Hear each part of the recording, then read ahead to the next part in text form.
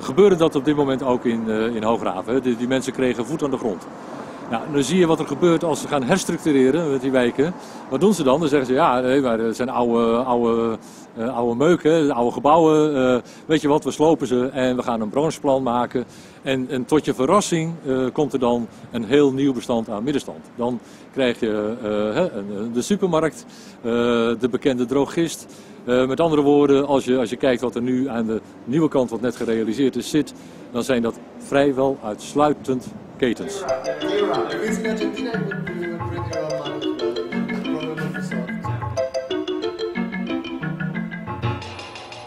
All this tearing down of buildings of the school is a very stupid idea. They should keep it actually because there is all these merchants, all these people with the little shops in it, and it would be more interesting to rebuild, to refurbish the building, to add some pieces to it if other needs are there. But I don't think it's a good idea to destroy everything and to create constantly new atmospheres. That is actually probably the real problem. Nothing is going to grow if you keep on destroying what grows itself, actually, like this little community of people selling things. If you destroy that, then you start to make hygiene, you make race hygiene in the best German way. There's no memory of place. There's no memory. So instead you should cleansing. You call it cleansing. Yeah, it's cleansing. It's kind of you, instead of letting things grow, and that's what they lack. That's the problem of this area. Is that it didn't have the chance to get an identity, and it's starting. People are these little shops. The Moroccan they have their mosques, so things are starting to do. If you come like with a big master plan, I think that you destroy again what has been growing slowly. So I think it's about, in the end, the master plan for this area should be a master plan about how slow is it possible to accompany a community like that, instead of having like the fast approach.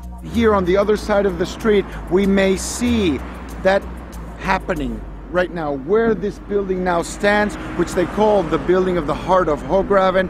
It actually was a place where social housing blocks full of Moroccan families once stood, and now the big retail shops are coming in, rents way too high for the Moroccans to engage, and what will happen is unemployment will rise and mom and pop shops will fall apart. Specifically, the issue that I think is most pressing is the creation of small businesses and commerce in the neighborhood and trying to integrate them into areas that are strictly residential now.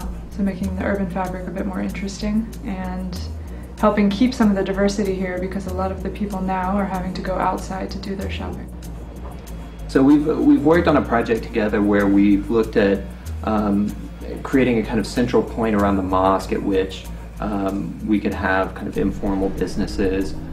It could tap into a kind of existing housing block. And this is a housing block that was possibly going to be demolished in the near future. So this is a housing block that's owned by one of the Dutch housing companies. It's social housing, and it's deemed that because it's been allowed, we'll say, to fall into disrepair, and also because of kind of an excuse of it not being green enough, et cetera, it's to be demolished. So we're trying to propose a very inexpensive way in which a souk, a mosque, and a kind of revitalized housing project could work together and spell out a kind of alternative narrative for that neighborhood.